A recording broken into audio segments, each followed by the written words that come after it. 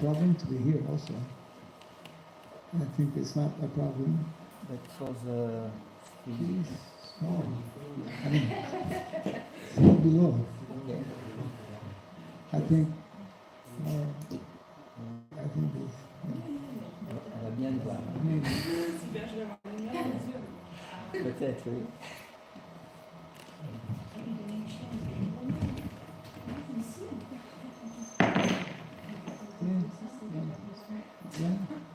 Juste les cheveux.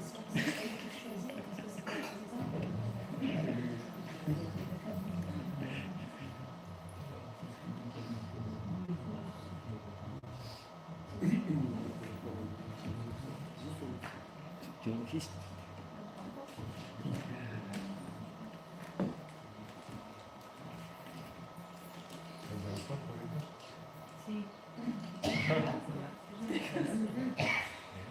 Ce serait pas mieux qu'elle soit assise sur une chaise. Mais non.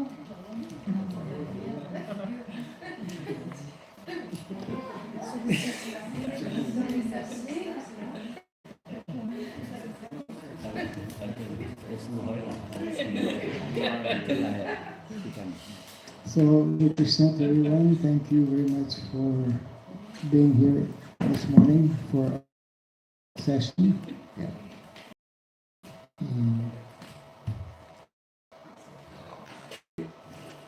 I have not the presentation and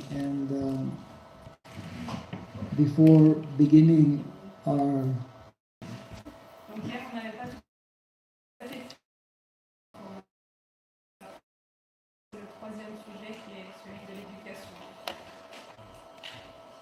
so part of that presentation, there are 3 gifts of nature.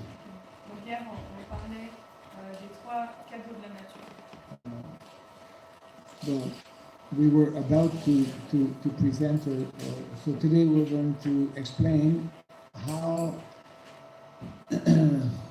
in our Vedic literatures it mentions specifically about 3 things that are referred to as gifts of nature, which are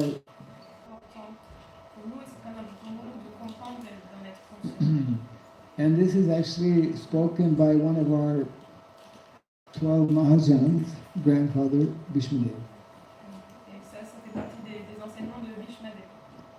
who is one of the 12 Mahajans. He is an authority. So he says in Mahabharata as follows, there are 3 gifts that go by the same name in Sanskrit, productive of equal merits.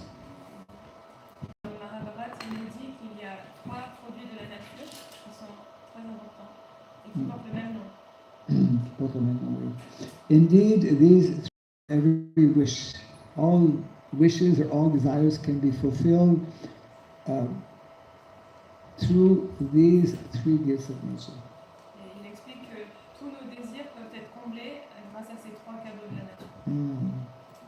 Such a character are the 3 knowledge. Donc ces 3 cadeaux de la nature, les vaches, la terre et la connaissance.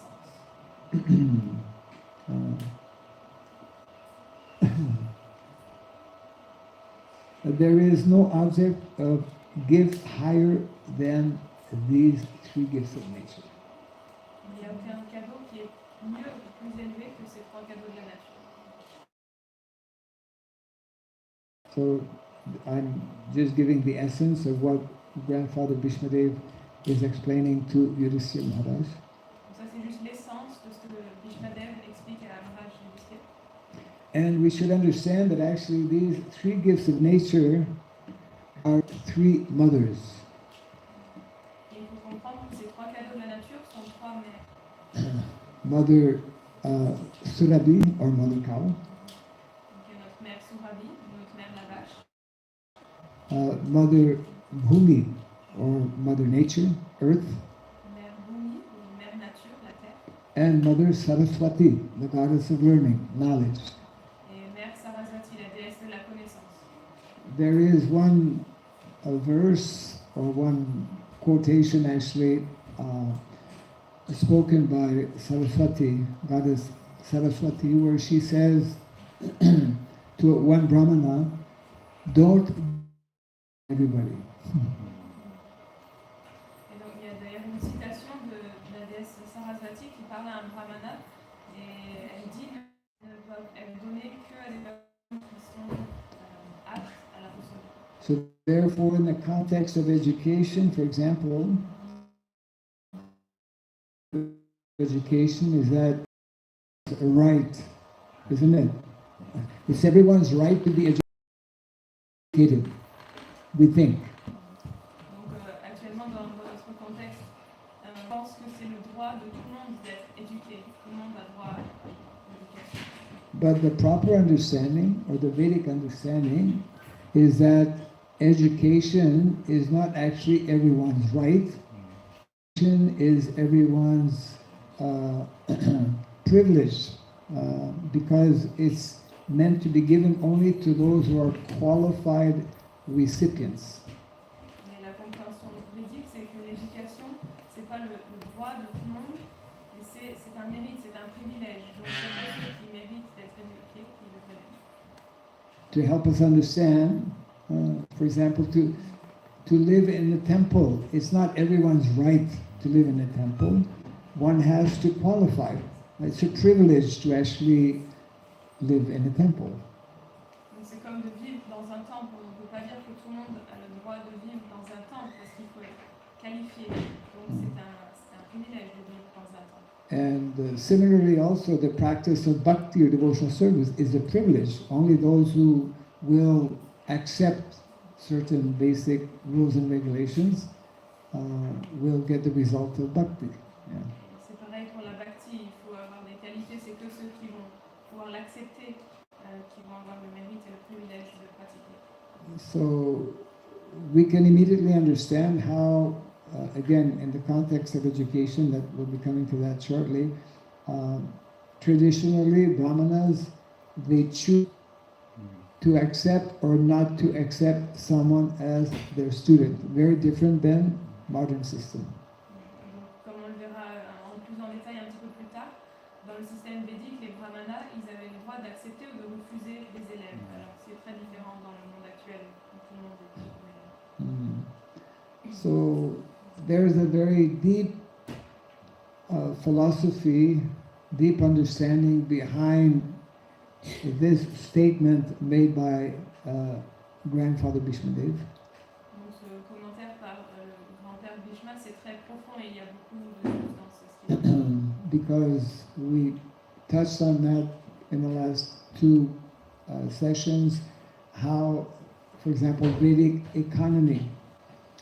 In the Vedic culture, the Vedic economy is directly in connection with cows and land. Yeah. Donc ce qu'il a dit Bhishmadev, c'est très important parce que comme on a vu dans les séances précédentes, par exemple l'économie védique, c'est basé autour des vaches et de la terre. And as we will see when we begin discussing on the topic of education, not only is Vedic economy directly connected with cows and land, but Vedic education for the majority is also directly connected with cows and land.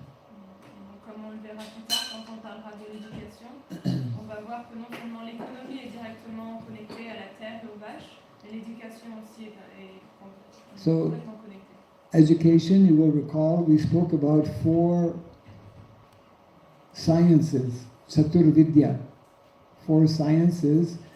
So the second of those sciences is what we will be discussing today, which means the science of education. On parlait l'autre jour qu'il y a 4 sciences védiques, et là on va parler de la deuxième qui est la science de... So whether we study, or let's put it this way, the second of the sciences, the science of politics, the third science, and before studying the science of economics, we must understand the basics of philosophy. Donc avant d'étudier la deuxième science, qui est la science de l'éducation, la troisième science, qui est la science de la politique, et la quatrième science, qui est la science de l'économie, il faut d'abord comprendre les principes philosophiques de base. Yes, so that's why modern day society we are lacking, we are not knowing in general. We means general society is lacking in basic philosophical understanding of who we are, what is life for, etc. And therefore, everything in connection with education, with politics and economics is wrong. Et on peut voir dans notre société actuelle, la société au large, qu'il y a beaucoup de manque de compréhension parce qu'il n'y a pas cette compréhension philosophique. Donc l'économie, la politique et l'éducation, comme il manque la vraie connaissance, c'est tout faux. So this is actually the Vedic way to study. Before we specialize in any particular field, we must have some basic understanding. Mahabharata, Anusasana Parva, chapter 29. La référence dans le Mahabharata de cette citation. So this is what I mentioned a little while ago, cows, earth, yeah. And just for a few small things in relation to that, in April of this year, April 22nd, was Earth Day. Juste quelques points en rapport avec ce sujet. Le 22 avril cette année, c'était la journée de la Terre.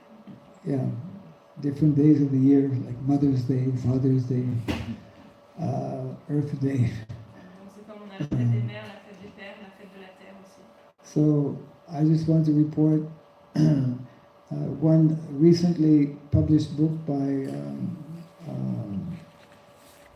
Krishna Kshetra Maharaj, who is connected actually with the Ministry of Cow Protection in Europe. And he gives the following quotation,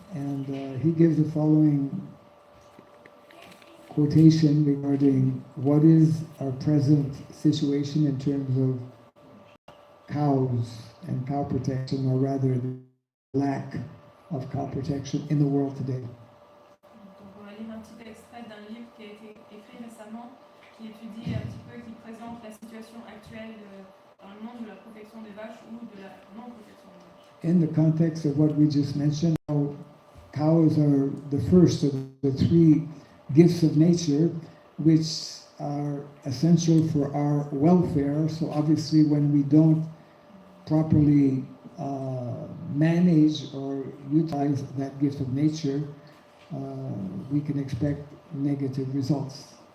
Donc il faut voir ça dans le contexte de ce dont on vient de parler, c'est-à-dire que les vaches sont le premier cadeau de la nature qui nous permet de vivre, de nous soutenir et d'avoir une bonne vie. Alors du coup, si on fait le contraire, si on ne protège pas les vaches, on peut s'imaginer toutes les conséquences néfastes. So these are the quotes in his book.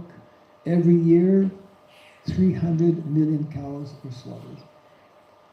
Donc voilà des extraits du livre. Chaque année, 300 millions de vaches sont abattues. Right?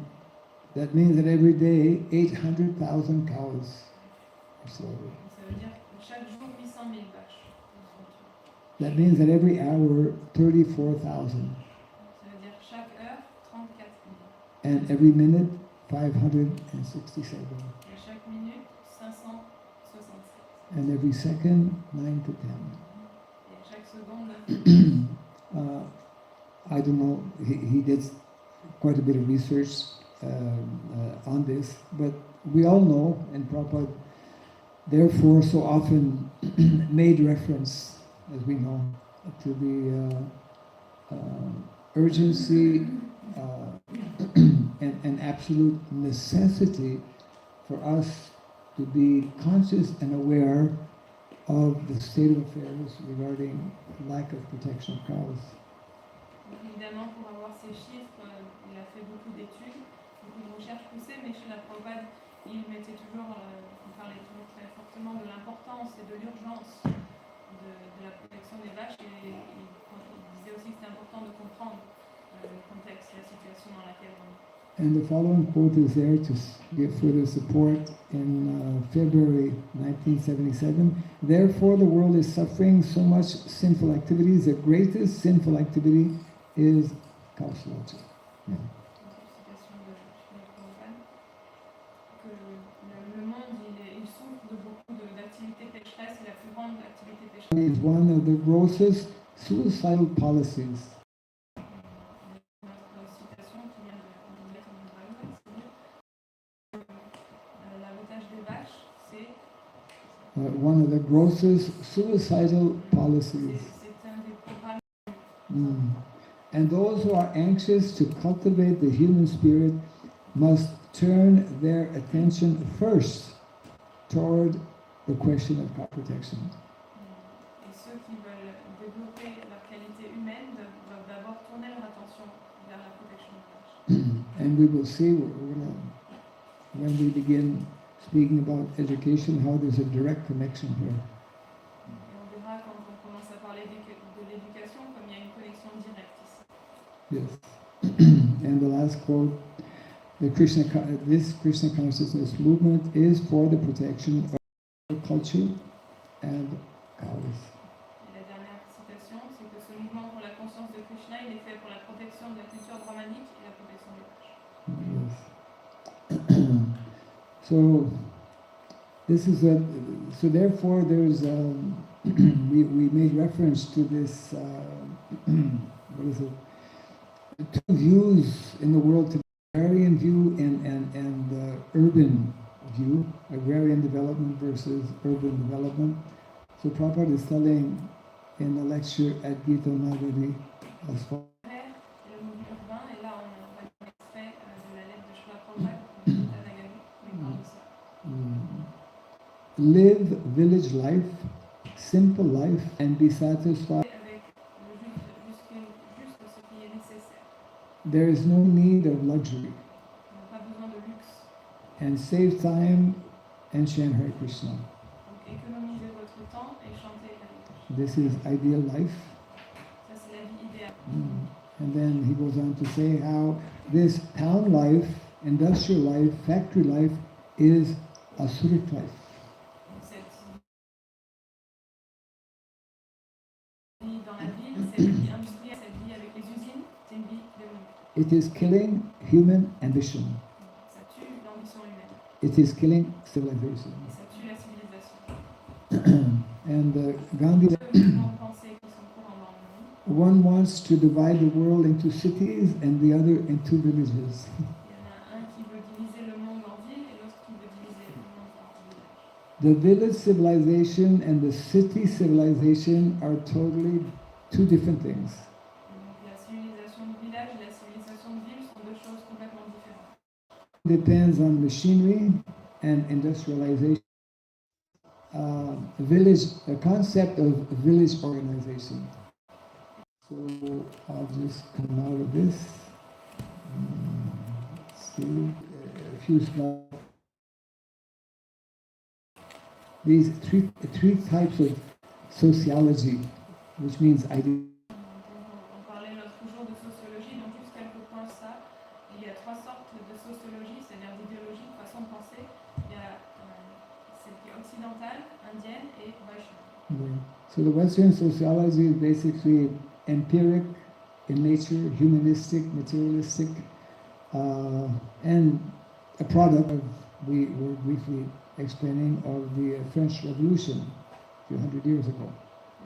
Donc le mouvement de pensée occidental, c'est matérialiste, empirique et Speculative, c'est la atheistic, spéculation athée yeah. et fondée notamment par le mouvement comme la Révolution française. And this was brought into, this is of course existing now in the Western world, and was brought to India by one person by the name of Dr. He's an important personality, shaped the constitution of India, but in a Western twist.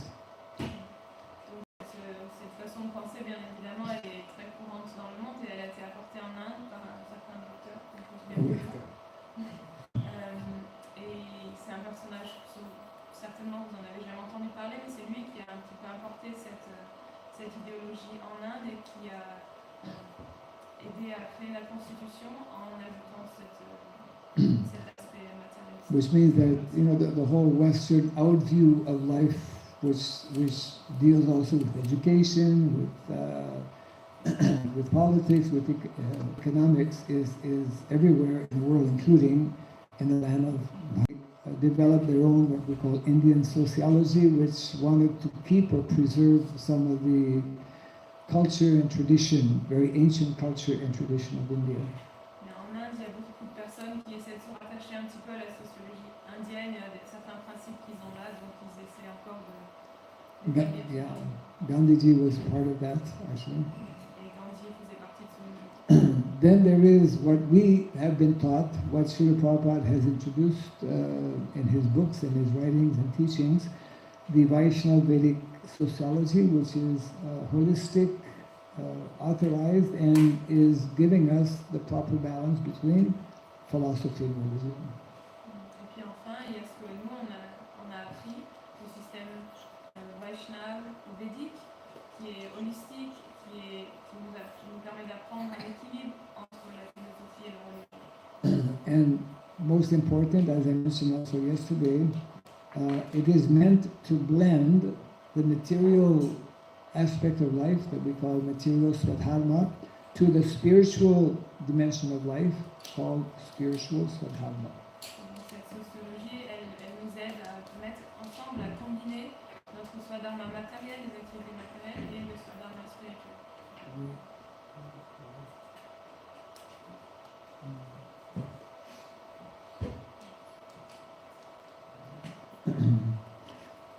Okay.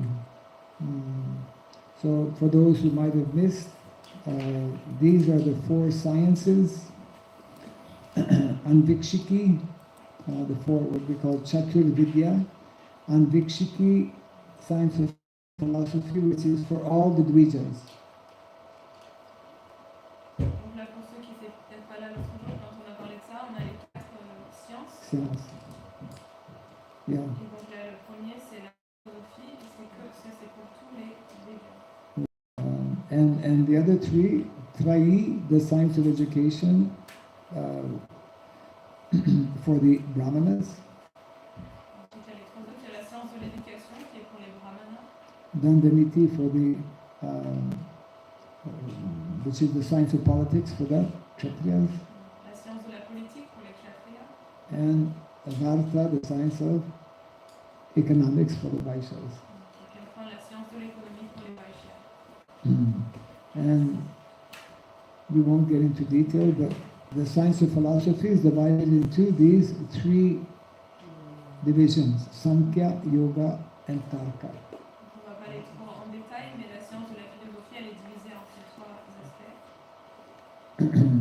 Sankhya means metaphysics, which especially we find described, Sankhya philosophy, Lord Kapila Dev in the Srimad Bhagavatam. Donc, Sankhya, c'est la métaphysique, notamment ce qui a été expliqué par Kapila Dev dans le Srimad Bhagavatam. And the Bhagavatam is covering what we call the 10 tattvas. Le Bhagavatam nous présente les 10 sadhvas. The second division of the science of philosophy is yoga, and of course yoga, especially we find in the Bhagavad Gita, where we have 5 tattvas explained. Et ensuite, le deuxième, c'est yoga, et notamment dans la Bhagavad Gita, on a les 5 sadhvas. And tarka means how one perceives the world and how one can argue three ways to perceive the world that our acharyas explain. Ensuite, Tarka, c'est les trois façons. Use some more Western terms. La métaphysique, L'ontologie. et l'épistémologie. So these are the 3 ways, there are more, but there are 3 main ways. Pratyaksha, through sense perception, which is adopted especially by the Western world. Donc, on a une façon d'acquérir la connaissance qui s'appelle Pratyaksha, c'est par la perception directe des sens, qui est principalement ce qu'on utilise en Occident. The second is anumana, which is through logic and inference or through speculation. Le deuxième, c'est anumana, c'est-à-dire à travers la logique ou la spéculation. And you will recall how Auguste Comte actually introduced this method of gathering or gaining knowledge or information to the point that the position is we can only ascertain real knowledge through these two systems. That's the Western understanding. Donc la compréhension occidentale, c'est que on se base que sur ces deux points-là et on essaie vraiment de collecter une énorme quantité d'informations par des études et des expériences.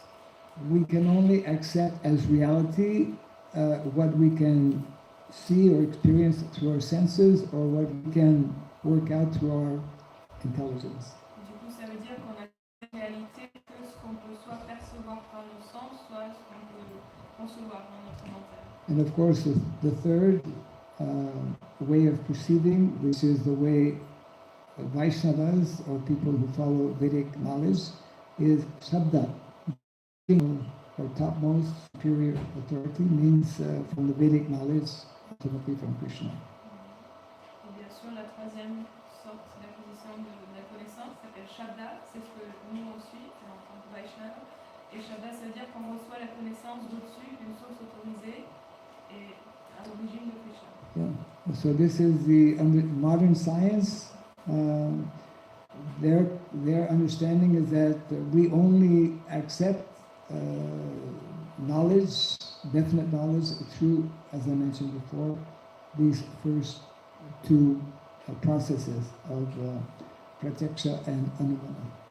Mais la science moderne, elle n'accepte que la connaissance qui vient de ces deux premiers, pratyaksha et anumana. So we will go. We will go now to our topic of education. Maintenant, on va commencer le sujet de l'éducation.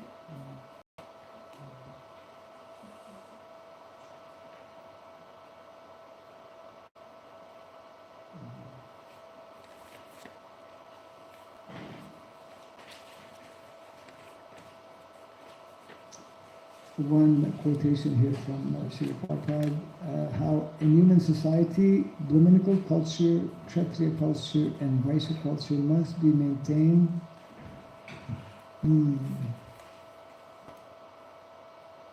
And in this way, people should be taught how to be satisfied with only what they need. C'est une citation de Srila Prabhupada. On doit maintenir la culture brahmanique, l'état de brahmana, du kshatriya et les vaishyas, et vivre de cette façon, et tout le monde doit être satisfait avec ça. So we won't read everything. I'm just selecting a few sections of this PowerPoint. On ne va pas tout lire, on va juste prendre deux parties de cette diapositive. Yes, this one I read already. Prabhupada is telling in this second portion of the quote, speaking to his country, create these two classes, Brahmana class and Kshatriya class. Train people to become qualified Brahmanas and Kshatriyas, and you can save your country and you can save the world. Il explique à certains de ses disciples qu'au moins dans vos pays, vous devriez développer, éduquer une classe de Brahmana et une classe de Kshatriya. Et en faisant ça, vous pourrez sauver non seulement le pays, mais le monde entier. So therefore, Prabhupada, a few quotes from Srila Prabhupada, the Varnashram college has to be established immediately, everywhere, wherever we have got our center. Srila Prabhupada qui dit qu'on doit établir ces collèges de Varnashram partout et tout de suite. Partout on a un centre, tout de suite il faut le faire. And for the purpose of training the four Varnas. Ça c'est pour éduquer les quatre. No scheme or social order, health order, or any order, political order, will be successful. Donc, à moins d'introduire ce système de Varnashram dans la société humaine, aucun programme économique It means that actually and training, it is not possible. Et d'établir le varnashram sans aucun entraînement, sans éducation, c'est pas possible. Why traditional education is needed? Donc l'éducation traditionnelle est nécessaire. Why? Pourquoi? Matériel et spirituel. And both Varnashrama Dharma and Bhagavad Dharma represent two standard sciences of sustainable natural systems. Le varnashram dharma et le bhagavad dharma, ce sont deux systèmes durables. That are eternal, as we mentioned Qui sont also éternels. yesterday. Les deux sont éternels. And therefore, Srila Prabhupada stressed the need and the importance to introduce these traditional educational systems in the form of Gurukul and Varnashram college. Donc c'est pour ça que Srila Prabhupada nous parlait autant de l'importance d'introduire ces deux systèmes d'éducation, l'éducation du Gurukul et l'éducation du collège Varnashram. Now, we spoke about Chatur Vidya. There is also what is called Chatur Dasa Vidya, 14 standard books of knowledge. Donc on parlait tout à l'heure des quatre sciences, donc il y a Chatur Vedya, mais il y a aussi 14. Chatur Dasa, 14. Yeah. 14 livres principaux pour acquérir la connaissance. These 14 books of knowledge or references have been the standard practices to this day in traditional Gurukula. Et donc ces 14 livres d'enseignement sont encore aujourd'hui le principe de base, la fondation de l'éducation dans le Gurukul. And it begins with the four Vedas, Et ça commence avec les 4 Védas, then Vedangas, ensuite les Vedangas, which are 6, which I'll mention briefly, il y en a 6, on va mentionner brièvement, with Vimamsa, les Mimsa, Nyaya, Nyaya, Dharma Shastras, les Dharma Shastra and Puranas. et les Puranas. So, in addition, there are 4 Upavedas Il y a aussi 4 Upavedas, that are referred to as Ayurveda, c'est-à-dire l'Ayurveda, Gandharva Veda, de la musique, de l'art, de la danse. Bhagavatam, Narada Muni mentions he was previously Gandharva, very good singer. Juste comme Narada Muni dans le Srimad Bhagavatam, il dit que dans une vie avant, il était un grand larva, il était très bon chanteur. The third of the Upavedas is Dhanurveda, which is for Kshatriyas. Et le troisième Upaveda, c'est le Dhanurveda, c'est pour les Kshatriyas. And the fourth is Sthapatya Veda, people who are into architecture. Vastu Veda, Vastu Shastra. Et le quatrième, c'est le Vastu Shastra, le Vastu. So the 14 standard books of knowledge that make up the curriculum in traditional Gurukula. Dans les Gurukuls traditionnels, toute l'éducation est basée sur ces 14 livres. So Shiksha, Kalpa, Shiksha means phonetics. Ça veut dire la phonétique.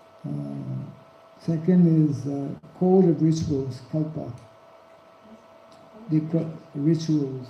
Le deuxième, c'est les rituels. 3 is Vyakarana, grammar. C'est l'étymologie. 5 is Chandas, writing, poetry. L'écriture, la rédaction, la poésie. And 6 is Jyotishastra, astrology. Et le sixième, c'est l'astrologie, Jyotish Veda. So within our society we have some, but not many, some devotees, because these are very specialized subject matters actually. Donc, ces sujets sont des sujets très spécifiques, très spécialisés. Dans notre société, il y a peu de développement qui connaissent. So what I want to focus on in the context of education are what I refer to as 5 traditional pillars of education. Donc maintenant, on va parler de considère comme les 5 piliers de l'éducation. And they are as follows. they refer to what is the definition of knowledge, definition of education. Donc on a ce que c'est la définition de la connaissance, la définition de l'éducation. What is meant to be the disposition of both the teacher and the student. Après, il y a la façon dont l'élève et l'enseignant sont disposés. Yeah, what is meant to be the mental disposition, mental, let's say, we say mindset, the mindset of both a qualified teacher and a qualified student. Donc, quelle est l'attitude ou la condition mentale dans laquelle doit être l'étudiant et l'enseignant. Number 3, delivery of knowledge, how knowledge is meant to be given or transmitted. Ensuite, il y a comment la connaissance doit être transmise, doit être présentée. Number 4, what is the design, Donc, le schéma d'étude, c'est-à-dire qu'est-ce qu'on va mettre, dans quel ordre, quelle information, comment structurer l'éducation. and number 5, the direction, means the goal. What is the ultimate purpose or end result meant to be in the text of education. Et le cinquième, c'est le but, l'objectif, la direction dans laquelle le but de toute cette éducation. So we'll look at each of these a bit more in detail. Donc, on va étudier chacun de ces piliers un peu plus en détail. And as we go through this, we will naturally observe how our Vedic concepts are all based on Shastra. Et donc, au fur et à mesure qu'on étudie ça, on va voir que tous nos concepts sont basés sur les shastras. Means there are references that help us explain and also understand these basic divisions. C'est-à-dire qu'il y a des références dans les shastras qui nous permettent d'expliquer. So the simple definition we actually find kind of excused because sometimes I end up changing and this is meant to be the Sanskrit for if you have the Bhagavad Gita verse, Bhagavad Gita chapter 7 verse 2, where Krishna explains about Jnanam and Vijnanam, knowledge and realized knowledge. Donc là, c'est censé être le sanskrit pour le verset 2 du chapitre 7, où Krishna il parle de Jnana et Vijnana, la connaissance réalisée. I'll give the translation here. I shall now declare, Krishna speaking to Arjuna, 7:2, I shall now declare unto you in full this knowledge, both phenomenal and luminous. Krishna il parle et il dit à Arjuna, je vais maintenant te révéler Well, it means le actually phénoménal. material and spiritual, basically. C'est-à-dire la connaissance matérielle et la connaissance spirituelle. Isn't it? Prabhupada explains that real knowledge is to understand the difference between matter and spirit. Prabhupada nous disait souvent que la vraie connaissance, c'est de comprendre la différence entre la matière et l'esprit. And to understand the origin of that matter and spirit. Comprendre aussi l'origine de cette matière et de l'esprit. And to understand the relationship between matter spirit and between matter and the origin of both. Comprendre aussi la relation entre la matière et l'esprit et comprendre la relation entre la matière, l'esprit et la source des deux. If we look at modern education, this is not given very much importance. We only basically focus or concentrate on matter, on material things. Donc, si vous regardez dans l'éducation moderne, maintenant on ne fait pas du tout ça, on se concentre uniquement sur la matière. And secondly, disposition, what is meant to be the disposition or the mindset of teacher and student. Ensuite, il y a l'attitude, la condition mentale de l'enseignant et des élèves. Yes. So a qualified teacher must display mind-specific qualities, Un bon enseignant doit avoir 9 qualités. whereas a qualified student must display 3 specific qualities. Mais un élève qui est qualifié, il doit manifester au moins ces 3 qualités. And we know this, but we don't quite relate to it at times, but the qualities of a teacher are found in the Bhagavad Gita also, in the 18th chapter, Samadhanastapasosam, that verse 1842. Et en fait, peut-être on ne comprend pas toujours ça, on oublie, mais les 9 qualités de l'enseignant, elles sont décrites dans la Bhagavad Gita dans ce verset du chapitre 18. That's why in one purport of the Bhagavatam, Srila Prabhupada writes that if a teacher is smoking, Par exemple, si un enseignant fume, alors ce n'est pas un enseignant. I remember many came, nobody who was a priest could teach it, but he was smoking in the class, which was like shocking for us.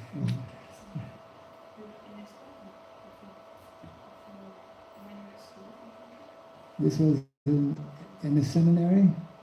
In the seminary, normally it's like, it's like Christian Gurukul, I guess you could call it.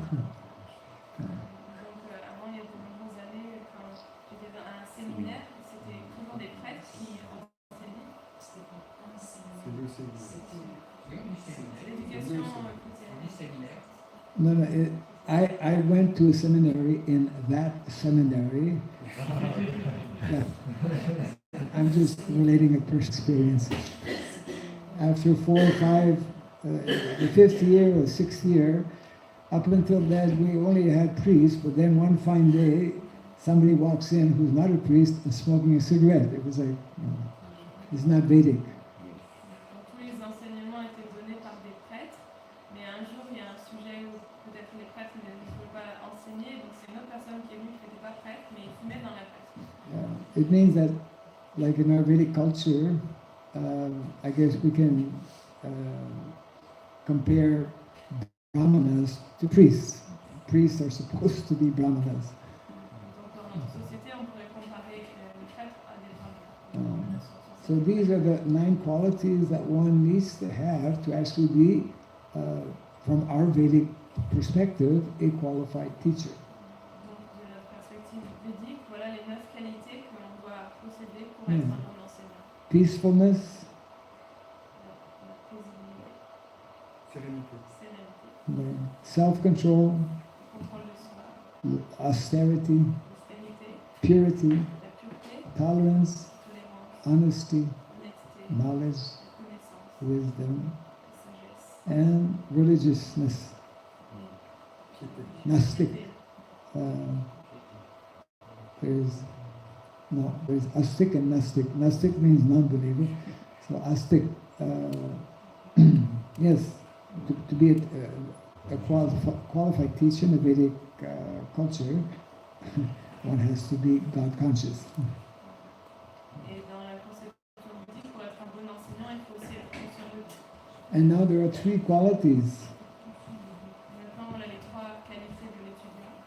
which we also know this verse from 4th chapter, 434, Tasbili Pranipatina. That verse, the 3 qualities are submissiveness, inquisitiveness, and service attitude. Et donc là, pour l'élève, il faut qu'il soit soumis, qu'il ait l'attitude de service, And et inquisitive. qu'il s'intéresse. Yes. So, I mean, for us, this seems like, well, of course. I mean, it's natural, but we all know that in the modern world, in the modern educational system, these things are not there. Donc en entendant ça, on dit, bah oui, évidemment, on comprend, mais dans le système de l'éducation moderne, c'est beaucoup présent. And that is why, actually, one time Srila Prabhupada was nicely explaining, he was telling the devotees, before he went to America, he was invited to give a talk. Had been actually assassinated. Prabhupada was invited to talk on the concept of ahimsa. Et donc Prabhupada raconte qu'un jour avant d'aller aux États-Unis, après l'assassinat de Gandhi, il a été invité à une conférence pour parler de Ahimsa. So, means non-violence. Yeah. before we all came to Krishna consciousness, we had a particular concept of violence, but after coming to Krishna consciousness, if we have read Prabhupada's books properly, we have a different understanding of violence.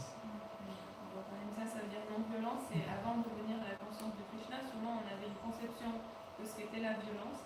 Mais maintenant, normalement, si on a bien lu les livres de Srila Prabhupada, notre compréhension de la violence est différente. And so Srila Prabhupada was narrating that I was happy to accept the invitation, and in my presentation on the topic of ahimsa, I explained that violence is not just physical, when somebody hits another person or obstructs physically, but violence is more complete, more deeper understanding of violence is when we prevent an individual from acquiring knowledge about his original spiritual nature. Donc, Srila Prabhupada a expliqué que quand il a parlé de ce sujet, de la non-violence, il a expliqué que la violence, c'est pas juste les atteintes physiques au corps ou de frapper quelqu'un, mais c'est la violence, c'est une définition plus large et plus profonde. C'est quand on empêche quelqu'un ou on ne lui donne pas l'opportunité d'acquérir la connaissance sur son existence spirituelle. And that is why we all know how Srila Prabhupada was always speaking very forcefully, very strongly against various leaders within society who, being ignorant of this knowledge, were actually preventing, because they were not having that knowledge, preventing their dependents, whether they are general citizens in a country or students in the educational system, from knowing actual knowledge. C'est pour ça que Srila Prabhupada il parlait très sérieusement et très fortement contre certains dirigeants politiques parce que par leur ignorance, ils empêchaient en fait leurs dépendants, les citoyens, d'acquérir cette connaissance spirituelle. And the fourth is how this knowledge we give. Le quatrième pilier, c'est comment cette connaissance. Yes. So the ideal environment to deliver this knowledge is in a more sattvic environment, as opposed to educational institutions are usually in big cities. There's all kinds of distraction. So education is meant to be given in a sattvic, means village environment, usually on the outskirts of the village. Donc l'environnement idéal pour l'éducation, c'est un endroit sadique, c'est-à-dire maintenant c'est dans les grandes villes, il y a beaucoup de distractions, mais normalement un environnement sadique, c'est-à-dire dans un village ou encore mieux juste à l'extérieur du village. There's a term that we read in the Vedic literature called forest university. The universities used to be in the forest. Et donc dans les Écritures, on a ce terme, les universités de la forêt. Ça veut dire l'université avant c'était. Yeah, because the sadhus would live in the forest, the teachers would be in the forest. So the university, the place to study was traditionally in the forest, away from. Loin de la société moderne. And also of importance, boarding school, which was like in, coming from a Christian background, a seminary was a boarding place, or a convent also. In Christianity we have also for girls, convents, so boarding is something very, very important. Et aussi on a ce concept d'internat qui est très important dans cette éducation, et encore par exemple on voit dans les couvents, dans le christianisme. Another feature is that education traditionally in Vedic culture is free. Aussi traditionnellement dans la culture védique, l'enseignement c'est gratuit. Because it is a gift. Knowledge, as we spoke earlier, is a gift that is meant to be given or shared to those who are qualified. Parce que la connaissance c'est censé être un cadeau que l'on donne à ceux qui sont qualifiés. Yes, and therefore that means also that the teachers are not paid salary.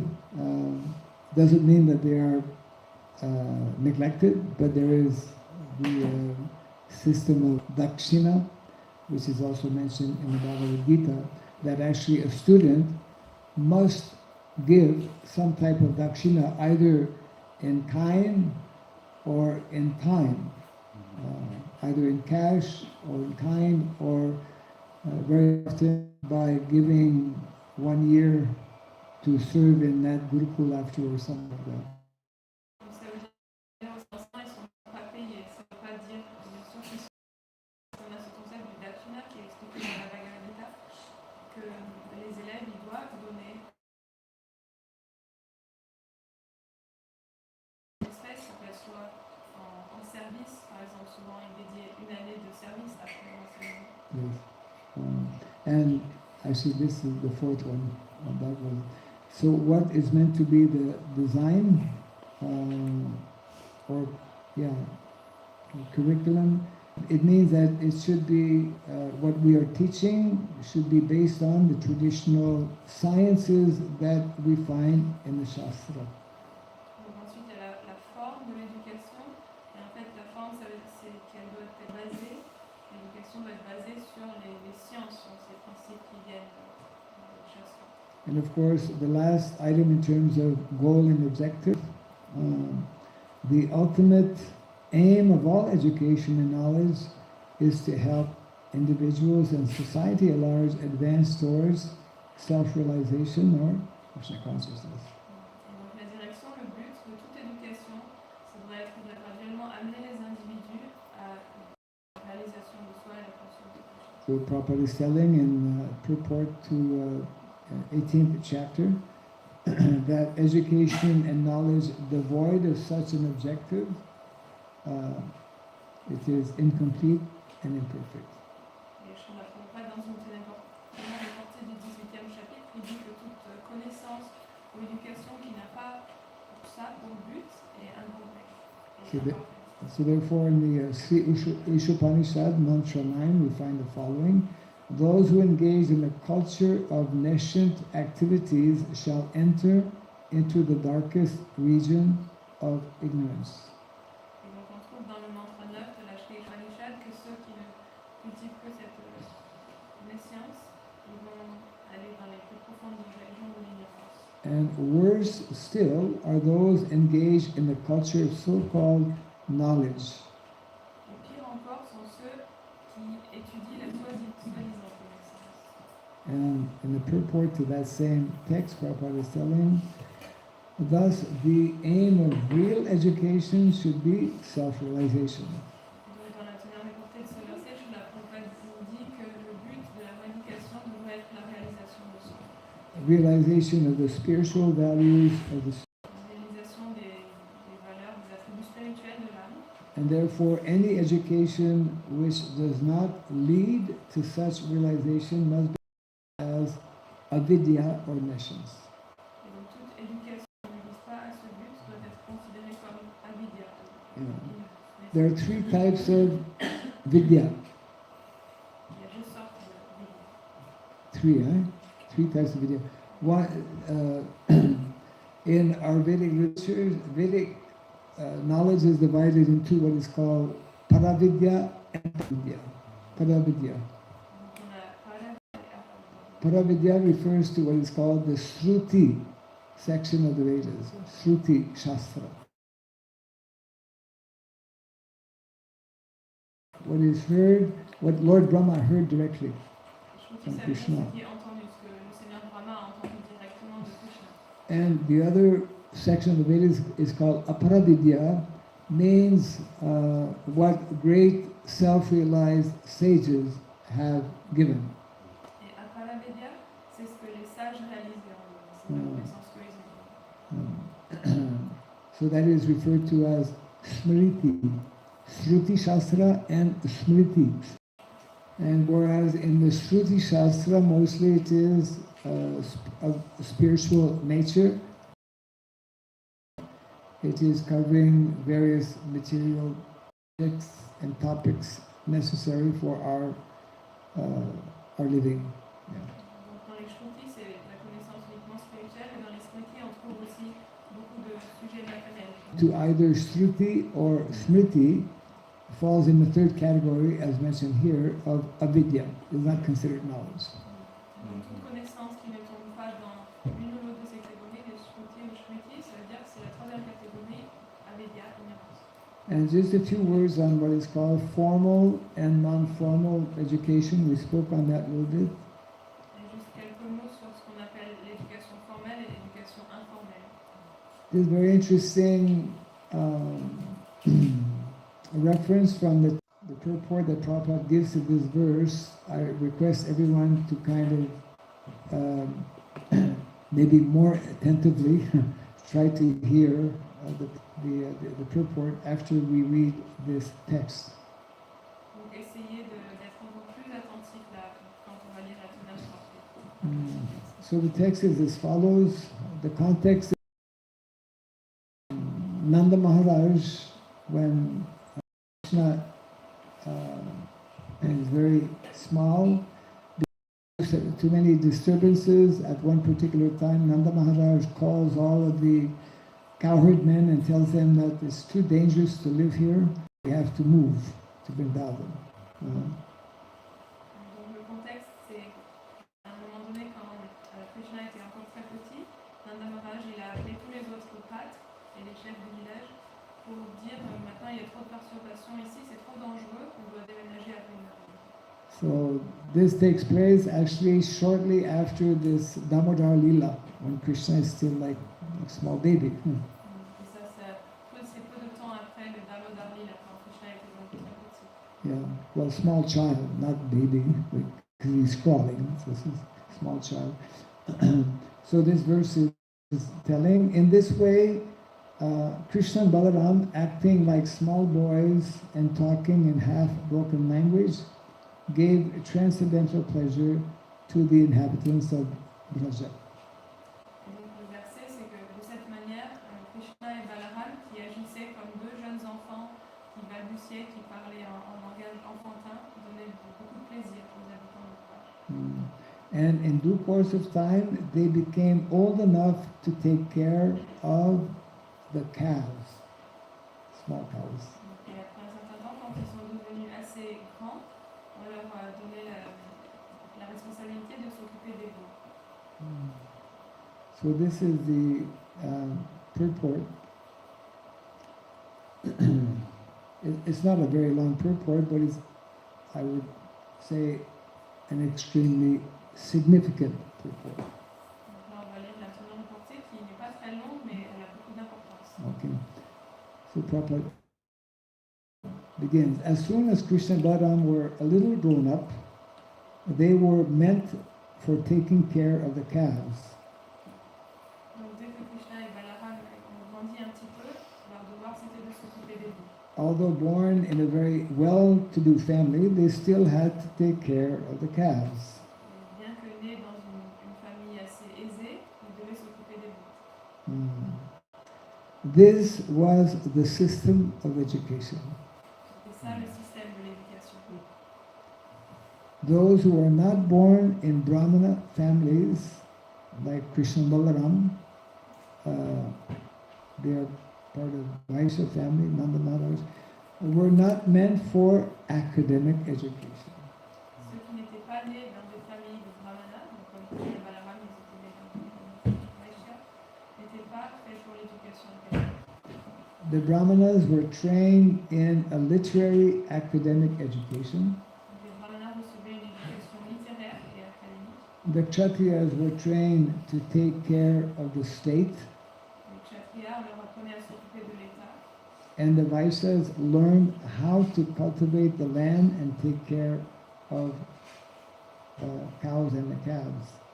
Les Vaishyas apprenaient à travailler la terre et à s'occuper des vaches et des veaux.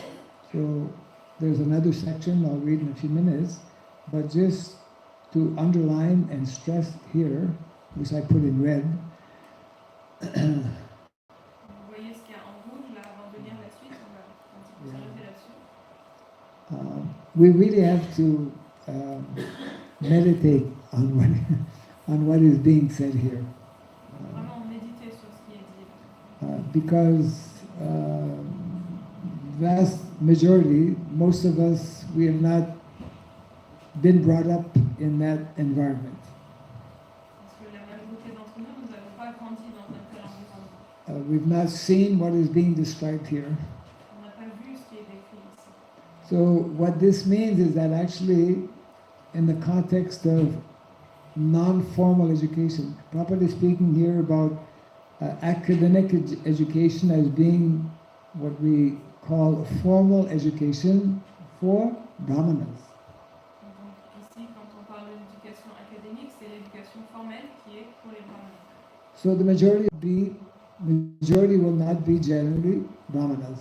Et en général, la majorité des personnes dans un village ou un endroit, ce pas des brahmanes. Unless all the families are brahmanas, then you'll have more brahmana children. À moins que toutes les familles soient brahmanes, bien sûr, là, il va y avoir des brahmanes. But overall, the majority of, let's say, majority of people will not be brahmanas. That means that actually the activity or the occupation, and Prabhupada, this is the point, the important point, is that their education, their non-formal education will be experienced by the activity of going out every day, looking after the calves. Donc en général, comme tout le monde n'est pas brahmana, l'éducation qui sera informelle pour les autres, c'est par exemple, comme on pense ici, l'éducation qui va être acquise de façon informelle en s'occupant tous les jours des vaches et des bœufs. Our Western mind immediately will ask, what kind of education can one get by going in the fields with cows? Notre mentalité occidentale immédiatement va dire mais quel genre d'éducation est-ce qu'on va avoir en allant dans les champs avec les vaches? This is how polluted our consciousness is.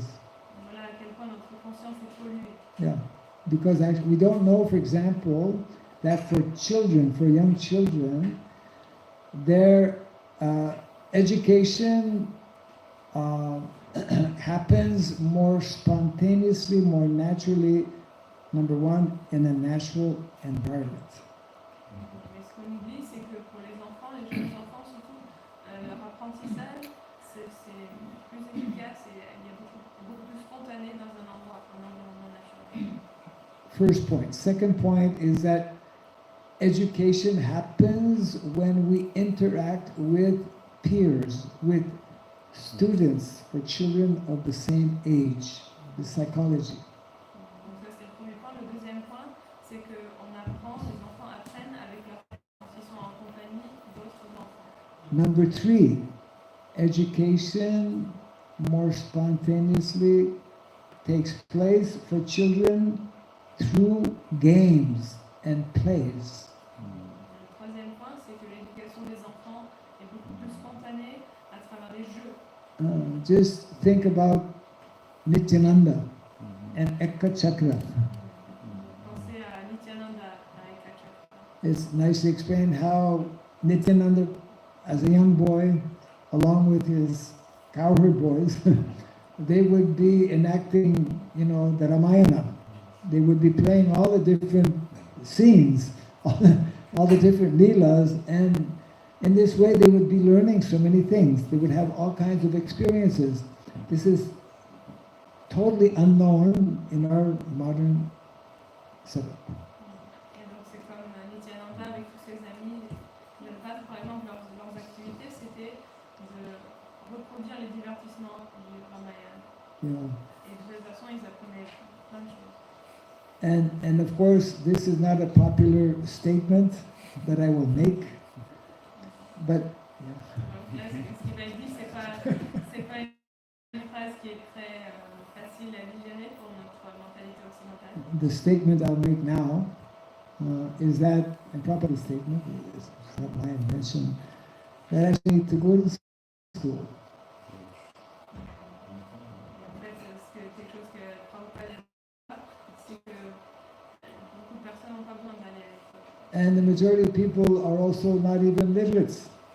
Et la plupart ne sont même pas. There's a difference between culture and literacy. Alice was making the following observation. Nowadays, we put so much level, what percentage of literacy in the country. So he was telling, yes, nowadays people are very illiterate, they've all received education, but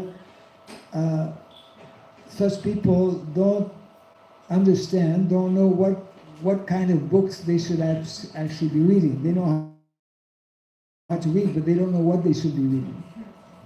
Donc, ce point répété par un académique qui, dans les pays, on étudie combien de personnes sont lettrées, combien de personnes sont illettrées, et ils ne savent pas ce qu'ils devraient faire.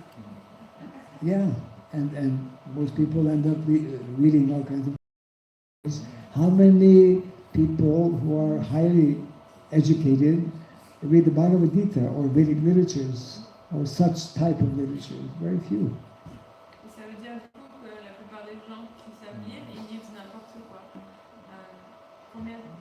Quel pourcentage de personnes, par exemple, qui savent lire, lisent la Bhagavad Gita ou d'autres écritures comme ça? Yeah, so in this way their mind is just continuously polluted by all kinds of nonsense material or topics. Du coup, à cause de ça, leur mental il est constamment pollué par tous ces livres. So it means that eventually, in reinstating or reestablishing or reviving Vedic culture, this aspect needs to be taken into consideration very closely and very seriously. It's so far removed from what we know and what we see and what we practice in the world today. Bien sûr, ça c'est une conception qui est très très différente et très ce que l'on comprend et ce que l'on voit dans le monde actuel. But the Vedic culture is giving us the real and proper understanding. I'll just finish the purport, just a few more lines here. La culture védique, elle nous donne la vraie compréhension. Là, on va tout finir maintenant les purports. So Prabhupada is telling there is no need to waste time going to school to be falsely educated and later increase the numbers of the unemployed. Sounds familiar? Ça sert à rien de perdre son temps d'aller à l'école pour apprendre n'importe quoi et ensuite être sans emploi. And so many very qualified people, they lose their job. Donc on voit aujourd'hui, il y a beaucoup de gens qui ont des diplômes qui n'ont pas de travail ou alors ils arrivent à avoir un travail et puis après ils le perdent. Their personal behavior. Prabhupada conclut que Krishna est Balaram, Krishna s'occupait des Took care of agricultural activities with a plow in his hand. et Balaram s'occupait des activités agricoles avec sa pêche. Yeah. So I want to maybe end here in this. I know there's many other aspects to discuss, and I think some of these aspects may come out in conversation or questions that may come from your side. Yesterday there was a question in regards to like education for women, for example, or education for young girls. So we can take some comments or questions. Before I do that, just want to mention that we have a pamphlet. We're giving basic information on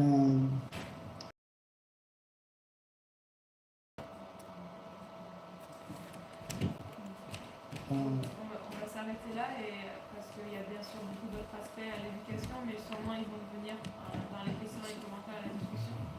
On a des petites fiches là, qui expliquent un petit peu, qui présentent le séminaire et ces informations. Et le séminaire s'intitule donc Créer des villages comme Vrindavan. actually, just a bit of background. I might have mentioned it, but just on your end, especially those connected with communities like Mayapur, about this whole concept of varnashrama and traditional lifestyle, village lifestyle. Ça fait déjà Since 1 month, it will be for 2 more months. Okay, donc pendant 3 mois, déjà 1 mois de passer, encore 2 mois, Maharaj fait des tours, passe dans plein de pays, 12 pays différents pour un petit peu Essayer. Pour essayer de rendre, enfin, que tout le monde soit conscient de ça et d'essayer d'expliquer un petit peu. So this is okay.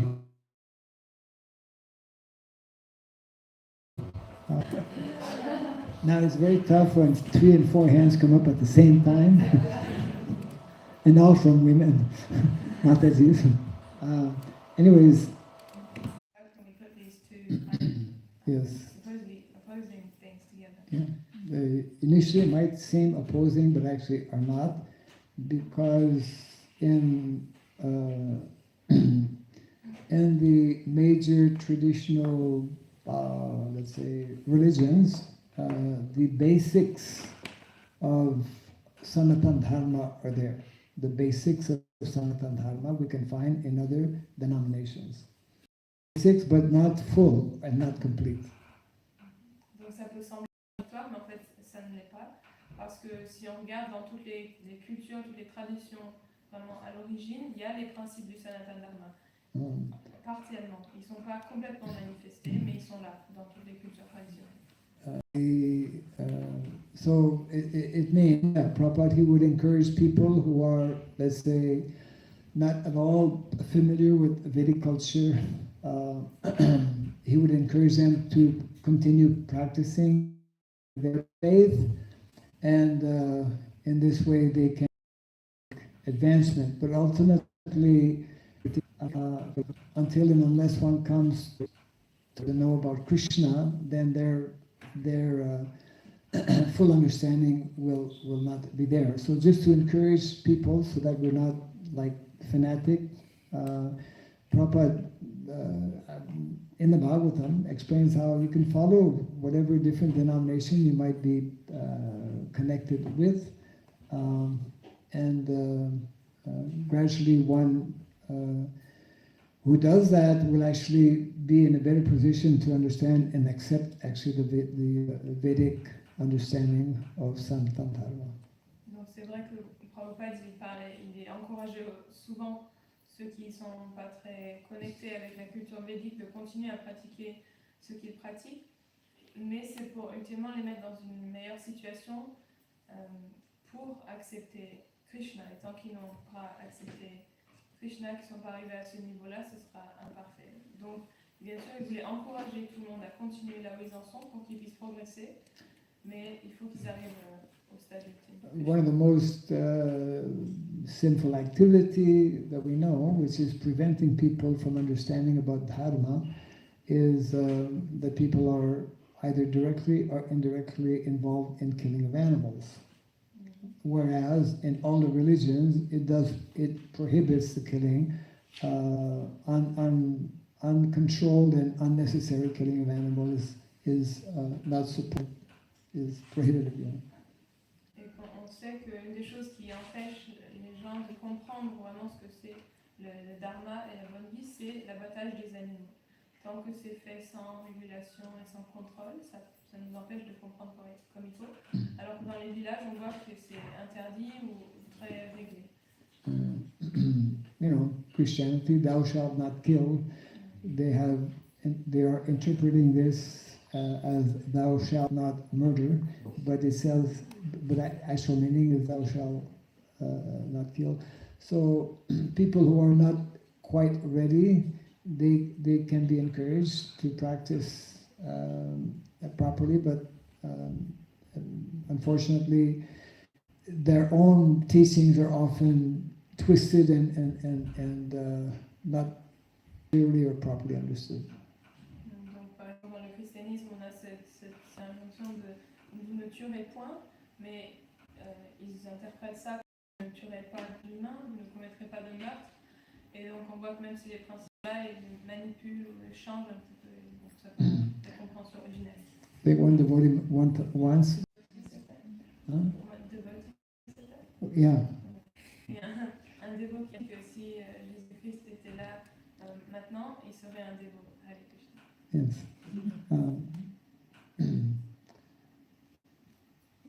Yeah. So yes.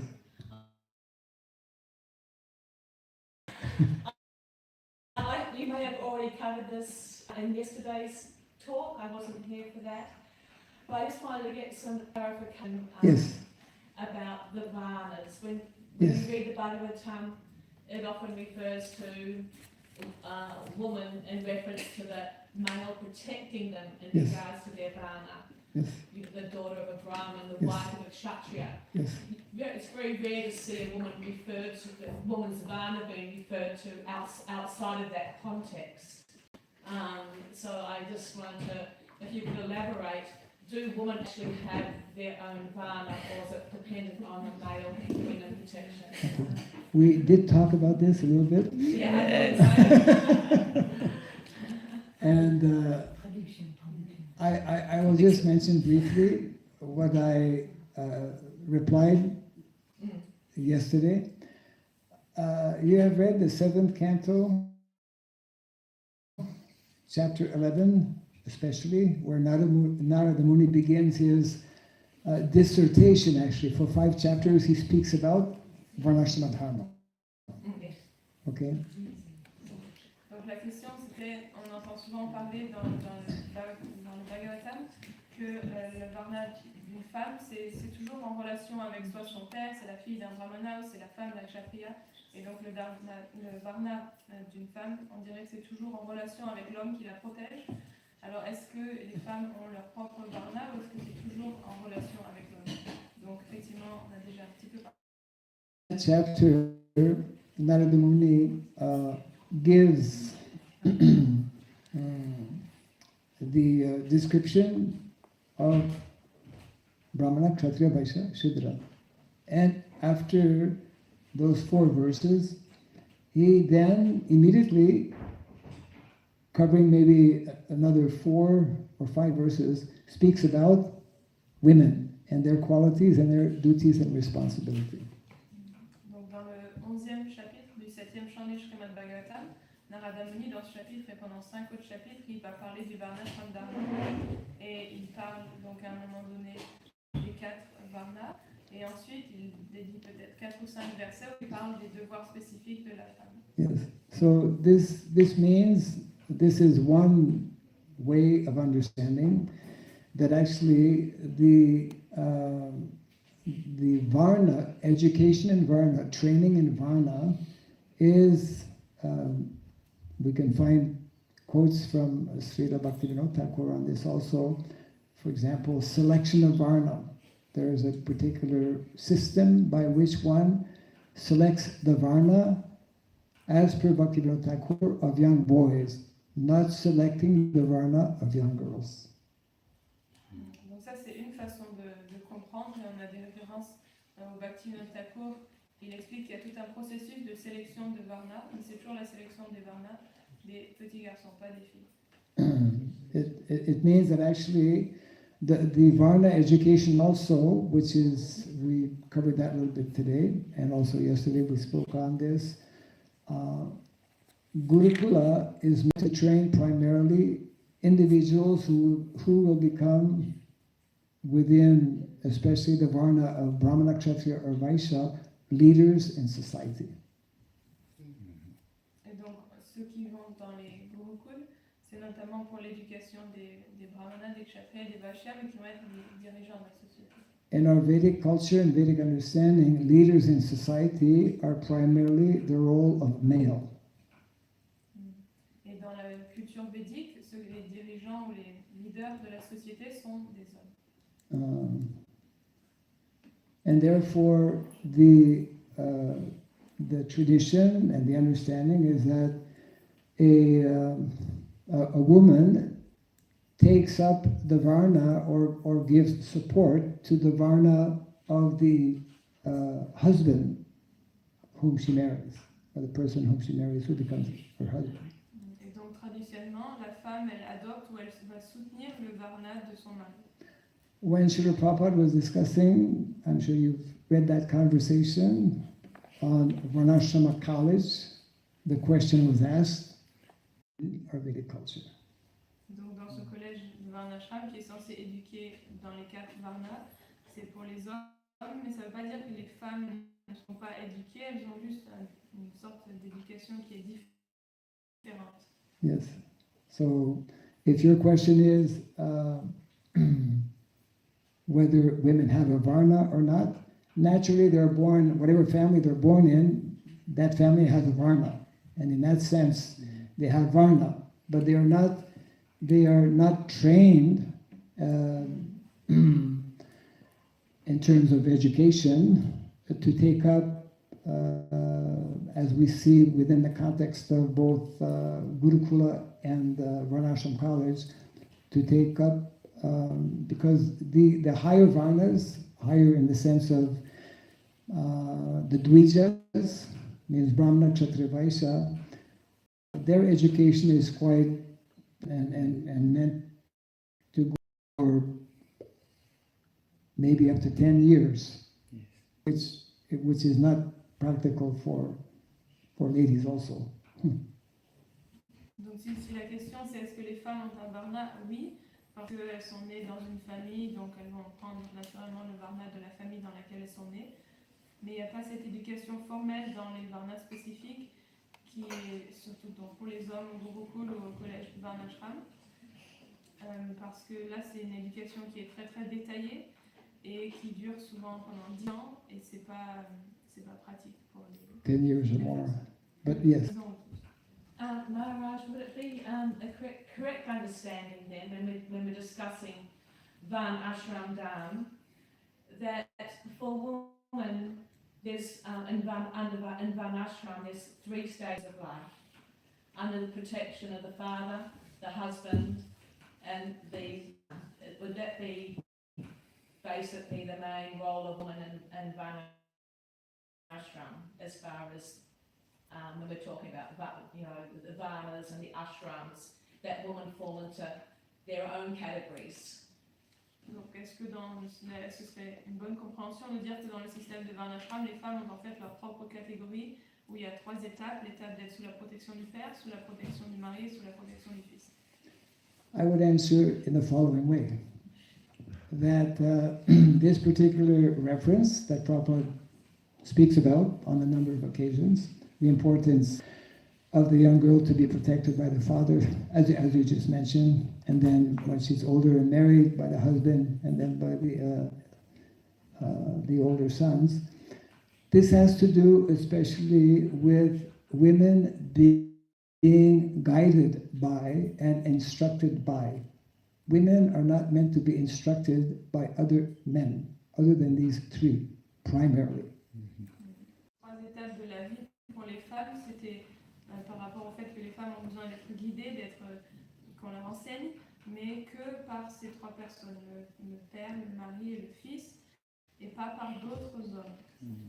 We are living, as we all know, in a society where co-education is the norm, but actually it is not the Vedic norm, isn't it? Et nous, on vit dans une société où l'éducation mixte est partout, mais c'est pas la norme védique. Actually, co-education is quite recent, even in history. It only began at the beginning of the 19th century or 20th century. Before that, education was separate for boys and separate for girls. But for the last century or more, we've introduced co-education, and we know so many, of course, for anything in the material world, one can find advocates to support both sides.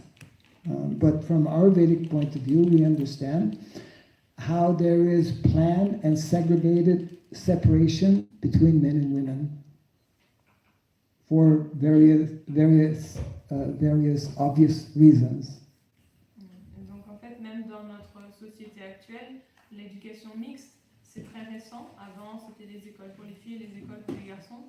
Et bien sûr, dans le monde matériel, on peut toujours trouver des gens qui vont être pour et des gens qui vont être contre telle ou telle chose. Mais de notre perspective védique, on comprend pour des raisons très évidentes pourquoi on séparait l'éducation des filles et des garçons. Yes. In regards to Varna, though, the woman takes on the Varna of her father, then she takes on the Varna of her husband, and possibly, I don't know, when her husband's gone, if she says.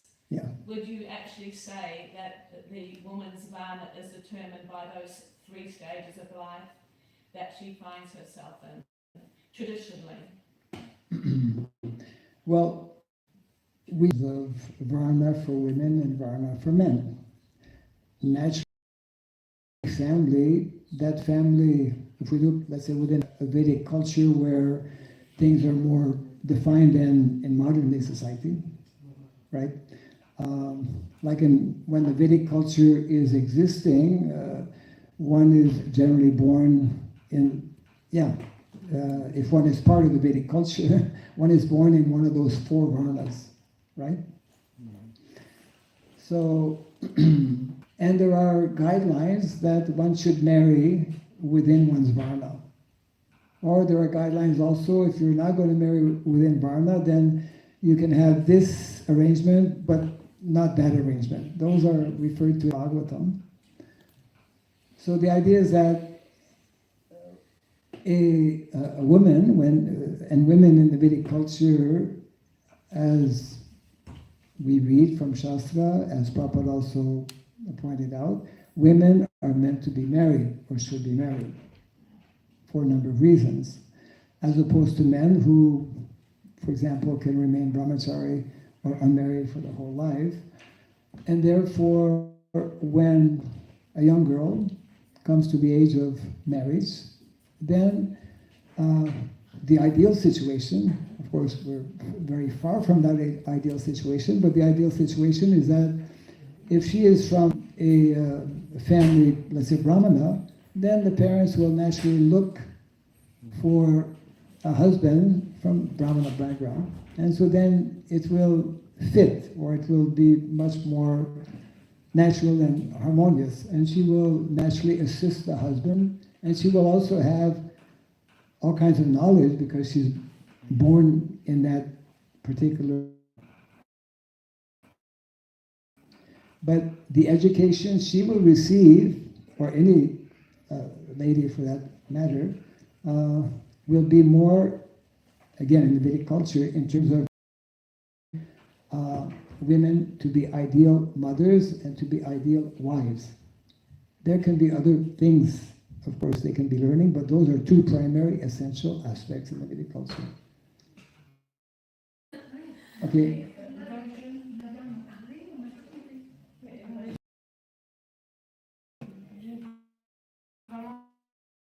De ses parents, enfin de son père, quand elle est jeune, peut-être le va naturellement tomber dans cette catégorie-là, mais c'est pas de la même façon que les hommes, parce que les hommes ils vont être éduqués dans leur varna spécifique.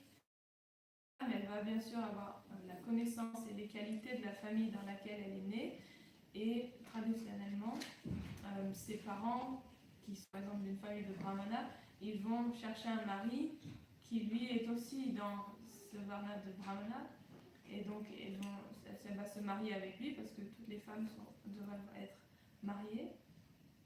Et donc comme les parents qui vont choisir et qui vont faire un arrangement soit avec le même varna, soit avec un varna spécifique qui est compatible,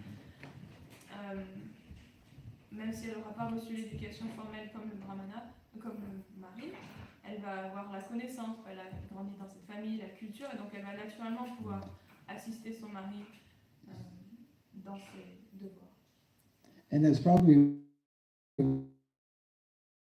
why, because you were mentioning a little earlier, that's probably why in Srimad Bhagavatam and other Vedic literatures, the women are referred to, being the wife of a Brahmana, or being the wife of a Kshatriya, and she will naturally have so much knowledge and experience in that particular Varna, but the Varna identification and the Varna training is for the male.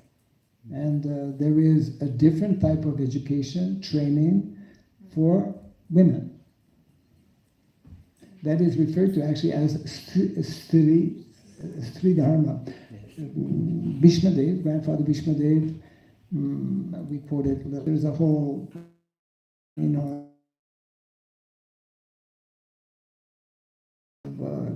instructions in regarding to dharma. The dharma, In other words, women had a particular role, not like in modern society where we want to kind of, establish total equality between. We all have the ability to become fully Krishna conscious, but we have respective differences and respective roles within society. Donc c'est pour ça que dans le Srimad Bhagavatam, on parle souvent des femmes en disant la femme du Brahmana ou la femme la spécifique des Varnas, c'est pour les hommes, et les femmes ont leur propre éducation qui est différente. C'est l'éducation de comment être une bonne mère, comment être une bonne épouse. Et cette éducation, elle est spécifique parce que les femmes ont un rôle spécifique à jouer qui va être différent des hommes qui représentent strictement les Varnas. And there are 6 arts and sciences we were mentioning also yesterday that are there actually to learn. So many different of our Vedic culture where women can become specialized in whether it's dance or many of these different signs there. En fait, il y a 64 arts et sciences qui sont expliqués, que les femmes peuvent apprendre et développer. Donc il y a tellement de choses aussi qu'elles peuvent apprendre. Can we go to a few other questions first? Then we'll come back, okay?